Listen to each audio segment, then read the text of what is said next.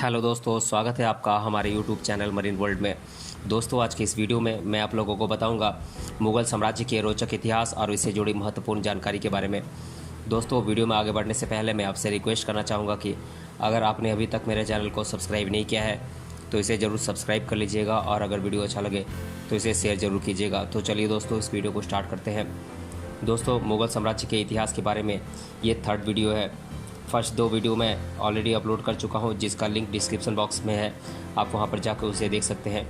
पिछले दो वीडियोस में हमने जाना था मुग़ल साम्राज्य के बारे में संक्षिप्त में, पहले हमने जाना था, फिर उसके बारे में मुग़ल वंश के शासकों की सूची के बारे में हमने जाना था, उनके शासनकाल के बारे में हमने जाना था और इसकी स्थापना किसने की इसके बारे में हमने जाना था।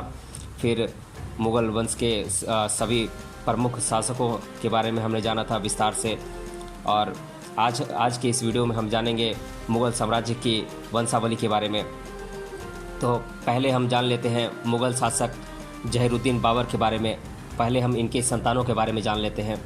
तो मुग़ल शासक जहीरुद्दीन बाबर की संतानें थीं फ़खरुन्निसा बेगम, जो कि उनकी पुत्री थी, मासूमा बेगम पुत्री, अस्कारी मिर्ज़ा पुत्र, कामरान मिर्ज़ा पुत्र, हिंदाल मिर्ज़ा पुत्र, गुलबदन बेगम, मेहर जान बेगम, एहसान दौलत बेगम, हुमायूं, जो कि बाबर के बाद मुग़ल वंश का शासक बनने वाला बाबर का पुत्र था, और बाबुल मिर्ज़ा, जो कि उनका पुत्र था।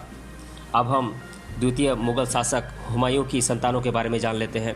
तो हुमायूं की संतानें थी अल अमान पुत्र अब्द अल फ़तेह जलालुद्दीन मोहम्मद अकबर, जो कि हुमायूं का पुत्र था और उनके बाद मुग़ल वंश का शासक बना था। बख्शी बानो बेगम, जो कि उनकी पुत्री थी, अकीकाह बेगम, जो कि उनकी पुत्री थी, बख्तल निसा बेगम, मिर्ज़ा मोहम्मद हकीम। अब हम तीसरे मुग़ल शासक जलालुद्दीन मोहम्मद अकबर की संतानों के बारे में जान लेते हैं।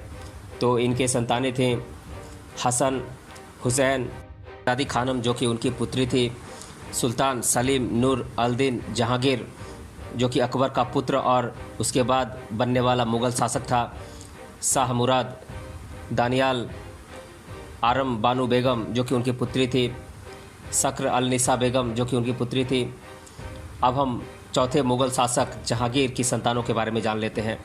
तो जहांगीर की संतानें थीं परवेज़, जो कि उनका पुत्र था, खुसरो, बहार बानो बेगम, सुल्तान अल निसा बेगम, खुर्रम सिहाब अल दिन शाहजहां, जो कि जहांगीर का पुत्र था और उनके बाद बनने वाला मुग़ल शासक, और शहरयार, जो कि उनका पुत्र था, जहांदार, जो कि उनका पुत्र था। अब हम पांचवें मुग़ल शासक शाहजहां की संतानों के बारे में जान लेते हैं। तो शाहजहां की संतानें थीं दारा शिकोह, जो कि उनका पुत्र था, जहां आरा बेगम, जो कि उनकी पुत्री थी, शाह शुजा, रोशन आरा बेगम, जो कि उनकी पुत्री थी, मुही अल-दीन मोहम्मद आलमगीर औरंगजेब, जो कि शाहजहां का पुत्र तथा उनके बाद बनने वाला मुग़ल शासक था, मुराद बख्श, जो कि शाहजहां का पुत्र था, कुदैया, जो कि उनका पुत्र था, गौहर आरा बेगम, जो कि उनकी पुत्री थी। अब हम छठे मुग़ल शासक आलमगीर यानी कि औरंगजेब की संतानों के बारे में जान लेते हैं।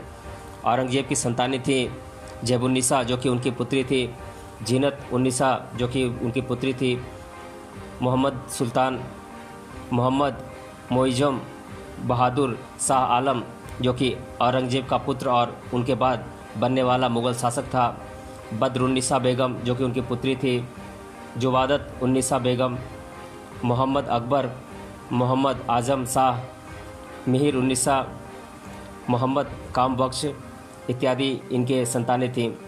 अब हम सातवें मुग़ल शासक बहादुर शाह आलम या बहादुर शाह प्रथम की संतानों के बारे में जान लेते हैं।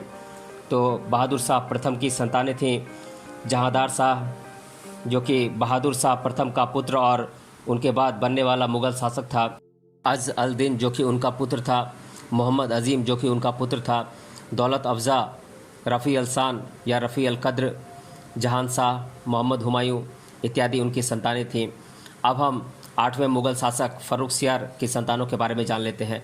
तो फ़र्रुखसियार की संतानें थीं आलमगीर द्वितीय, जो कि उनका पुत्र था। और अब हम नौवें मुग़ल शासक मोहम्मद शाह की संतानों के बारे में जान लेते हैं। तो मोहम्मद शाह की संतानें थीं अहमद शाह बहादुर जो कि उनका पुत्र था और मोहम्मद शाह के बाद बनने वाला मुग़ल शासक भी था। और 10वां मुग़ल शासक बना अहमद शाह बहादुर जो कि मोहम्मद शाह का पुत्र था। और 11वां मुग़ल शासक बना आलमगीर द्वितीय जो कि फ़र्रुखसियार का पुत्र था। और 12वां मुग़ल शासक बना शाह आलम द्वितीय जो कि आलमगीर द्वितीय का पुत्र था। 13वां मुग़ल शासक बना अकबर शाह द्वितीय जो कि शाह आलम द्वितीय का पुत्र था। और 14वां मुग़ल शासक बना बहादुर शाह जफ़र जो कि अकबर शाह द्वितीय का पुत्र और अंतिम मुग़ल शासक था। अब हम मुग़ल साम्राज्य के बारे में महत्वपूर्ण रोचक तथ्यों को जान लेते हैं। तो मैं इन रोचक तथ्यों को एक एक कर आप लोगों को बता देता हूँ। तो ये तथ्य हैं, मुग़ल शासक शाहजहाँ जिसकी ख्याति दुनिया भर में कला प्रेमी के तौर पर इतिहास में मौजूद है, जिसने न सिर्फ केवल शिल्पकला और भव्य स्मारक निर्माण किए थे, बल्कि उस ज़माने में अनमोल हीरे और रत्नों से बना सुंदर सिंहासन भी उसने खुद के लिए बनवाया था। इस खास सिंहासन का नाम तख्त ताउस था। तख्त ताउस एक अरबी शब्द है जिसका मतलब मयूर या मोर होता है। शाहजहाँ इसे मयूर सिंहासन संबोधित करता था, जिसकी सुंदरता ताजमहल से कम नहीं थी। पर क्रूर आक्रांता नादिर शाह के आक्रमण में दिल्ली को लूटा गया। इस मयूर सिंहासन को दिल्ली से ईरान ले जाया गया था। नादिर शाह की ईरान में हत्या के बाद से ये सिंहासन अभी तक पहली बना हुआ है और ये खुलासा नहीं हो पाया है कि ये इसके बाद किसके पास है। भारतीय इतिहास के पन्नों में महान शासक अकबर के समय के शासन की सराहना की जाती है, जिसमें अकबर को एक कुशल राजा और भाईचारा कायम करने पर एक अमन पसंद शासक माना जाता है। पर क्या आप जानते हैं कि अकबर एक विचित्र बीमारी से ग्रसित था, जिसमें उसे पढ़ने लिखने में काफ़ी दिक्कतें आती थीं। यूँ कहें तो इतिहासकारों के मत तथा ऐतिहासिक प्रमाणों के मुताबिक अकबर एक अनपढ़ व्यक्ति थे, जिन्हें डिस्लेक्सिया यानी कि पढ़ने लिखने में समस्या की बीमारी थी। अबुल फजल के आईने अकबरी में भी इस बात का जिक्र किया हुआ है। अनमोल कोहिनूर हीरा एक वक्त तक मुग़ल साम्राज्य के अधीन था, जिसे मुग़ल शासक सर के ऊपर ताज के रूप में इस्तेमाल किया करते थे। परंतु नादिर शाह के लूट के बाद इस बेशकीमती हीरे को भारत से लूटकर ईरान ले जाया गया था और फिर ईरान के राजा से ये अंग्रेज़ों को मिला, जो आज तक उनके ही अधीन है। बाबर का पुत्र हुमायूं दूसरा मुग़ल शासक बना, जिसको अफीम और नशेबाजी की बहुत ज़्यादा आदत थी। इस नशेखोरी में ही हुमायूं को शेर शाह सूरी से पराजय का सामना करना पड़ा था तथा प्रबल शासक शेर शाह सूरी के वर्चस्व के वजह से जीवन के कई साल अज्ञातवास में गुजारने पड़े थे। हालांकि शेर शाह सूरी की मृत्यु के बाद पुनः दिल्ली पर मुग़ल शासक हुमायूं का साम्राज्य स्थापित हुआ था। मुग़ल साम्राज्य का सबसे अधिक शासन करने वाला शासक औरंगजेब था, जिसने सत्ता को हासिल करने हेतु अपने ही 3 भाइयों की हत्या कर दी थी। औरंगजेब को सबसे कड़वा प्रतिकार मराठों द्वारा मिला था, जिसमें मराठा शासन को पूर्णतः नष्ट करने के उद्देश्य से मुग़ल शासन की राजधानी को दिल्ली से बदलकर महाराष्ट्र के मराठवाड़ा में स्थानांतरित किया गया था। यहाँ औरंगजेब ने खुद के नाम से राजधानी हेतु जिस शहर को चुना था, उसे फ़िलहाल औरंगाबाद कहा जाता है। मुग़ल शासन में राजनीतिक तौर पर देखें तो अकबर के कालखंड में सबसे ज़्यादा सैन्य रचना, प्रदेशों की रचना तथा चलन में काफ़ी सारी बदलाव दिखाई पड़ते हैं, जिसे इतिहास की दृष्टि से देखें तो अकबर दूरदृष्टि वाला शासक नज़र आता है।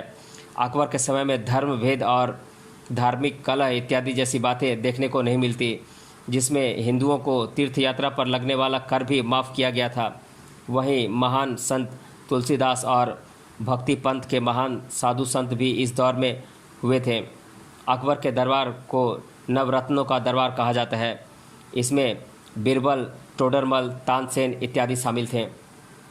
भारत के इतिहास में गुप्त साम्राज्य और मुग़ल शासक शाहजहाँ के साम्राज्य को स्वर्णिम युग कहा जाता है, जिसमें अनेक सुंदर वास्तुओं के साथ कला के एक से एक नमूने स्थापित किए गए, जिसे आज भी हम देख सकते हैं और उस समय काल की कारीगरी और प्रत्यक्ष अनुभव भी कर पाते हैं।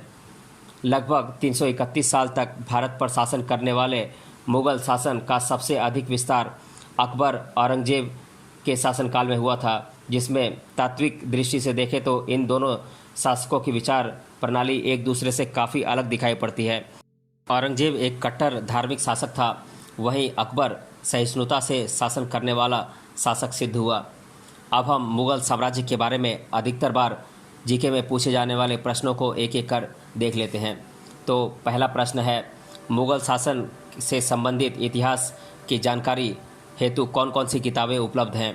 तो मैं बता दूं कि ये किताबें हैं the Mughal empire by John Richard, the great Mughal and their India by Dirk Collier, Aine Akbari by Abul Fazal, the last Mughal by William Dalrymple, the Mughal state 1526 to 1750, a short history of the Mughal empire by Michael Fisher इत्यादि कुछ किताबें हैं जहां से हमें मुग़ल इतिहास से संबंधित जानकारी मिलती है। दूसरा प्रश्न है, मुग़ल साम्राज्य का कुल समय कितना था और भारत में मुग़ल शासन कब से कब तक रहा था। तो मैं बता दूं कि सन 1526 से लेकर सन 1857 तक भारत में मुग़ल शासन स्थापित था, जिसका समय काल 331 साल का रहा है। तीसरा प्रश्न है, साहित्य के किन उपलब्ध स्रोतों से हमें मुग़ल साम्राज्य के बारे में जानकारी हासिल होती है। तो मैं बता दूं कि बाबर की जीवनी तुजुके बाबरी, अकबर की जीवनी आईने अकबरी जिसे अबुल फजल ने लिखा था, मुल्ला दौर द्वारा लिखित तारीख़ अल्फ़ी, अबुल फजल द्वारा लिखित अकबरनामा, अब्दुल कादिर बदायूनी द्वारा लिखित मुंतखब उल तवारीख, पातशाहनामा जिसे अब्दुल हामिद लाहौरी ने लिखा है। इसके अलावा मिर्ज़ा मोहम्मद काजिम द्वारा लिखित आलमगीरनामा तथा इनायत खान द्वारा लिखित शाहजहाँनामा इत्यादि साहित्य स्रोतों से हमें तत्कालीन मुग़ल साम्राज्य के बारे में जानकारी हासिल होती है। चौथा प्रश्न है, पुरातत्व संशोधन के उपलब्ध किन स्रोतों से हमें तत्कालीन मुग़ल साम्राज्य के बारे में जानकारी मिल पाती है। तो मैं बता दूं कि मुग़ल साम्राज्य में वास्तुकला, चित्रकला और साहित्य इत्यादि पर काफ़ी कार्य किया गया था, जिसमें कुछ वस्तुएं सफ़ेद संगमरमर से तो कुछ जगहों पर लाल बलुआ पत्थर का भी उपयोग किया गया, जैसे कि आगरा का ताजमहल, दिल्ली का लाल किला, इसके अलावा जामा मस्जिद, मोती मस्जिद, लाहौर का किला, बीबी का मकबरा, जहांगीर का सिंहासन और मुग़ल शासकों के विभिन्न मकबरे आदि से तत्कालीन शासन की जानकारी हमें प्राप्त होती है। मुग़ल शासन के दौरान उपयोग में लाए गए शस्त्र और चलन प्रणाली से भी हमें उनके साम्राज्य की जानकारी हासिल होती है, जिसकी पुष्टि तत्कालीन साहित्यकारों द्वारा लिखित ग्रंथों और रचनाओं से होती है। तत्कालीन चित्रकला, वास्तुकला और साहित्य के स्रोत पुरातत्व के वे प्रमुख स्रोत हैं जिनसे आज भी उस दौर की काफ़ी ज़्यादा जानकारी हमें प्राप्त होती है। पांचवा प्रश्न है, मुग़ल कालीन वास्तु रचना और मूर्ति रचना पद्धति किस प्रकार की होती थी। इसमें किस तत्कालीन समय की कला पद्धति का प्रभाव दिखता है। तो मैं बता दूं कि प्राचीन भारत में गुप्त साम्राज्य और उससे पहले मंदिर और मूर्ति रचना में सबसे ज़्यादा दक्षिण भारत के द्रविड़ शैली के मंदिर पद्धति की झलक और प्रभाव था। इसमें उस समय के बुद्ध और अन्य धार्मिक मूर्तियों में भी इसका प्रभाव था, पर मुग़ल कालीन वास्तु और मूर्ति रचना में इंडो इस्लामिक तथा पर्शियन कला आविष्कार का प्रभाव साफ दिखता है, और जिसमें भव्य ऊंचे स्तंभ, मीनार, भव्य प्रवेश द्वार, मकबरे आदि शामिल हुए थे। सुंदर नक्काशी और चित्र शैली भी इसमें अधिकता से शामिल होने लगी थी। स्मारक तथा मकबरों का निर्माण भी अच्छी गुणवत्ता के पत्थरों और अन्य सामग्री से बने हुए नजर आते हैं। दोस्तों, आज के इस वीडियो में हमने जाना मुग़ल साम्राज्य के रोचक इतिहास और इससे जुड़ी महत्वपूर्ण जानकारी। अगर आपने अभी तक इस वीडियो को पूरा देखा है तो हमें कमेंट बॉक्स में कमेंट करके बताइए कि अकबर के बाद कौन सा मुग़ल शासक बना और उसका कार्यकाल कब से कब तक रहा। मिलते हैं अगले वीडियो में किसी अन्य टॉपिक के साथ, तब तक के लिए धन्यवाद।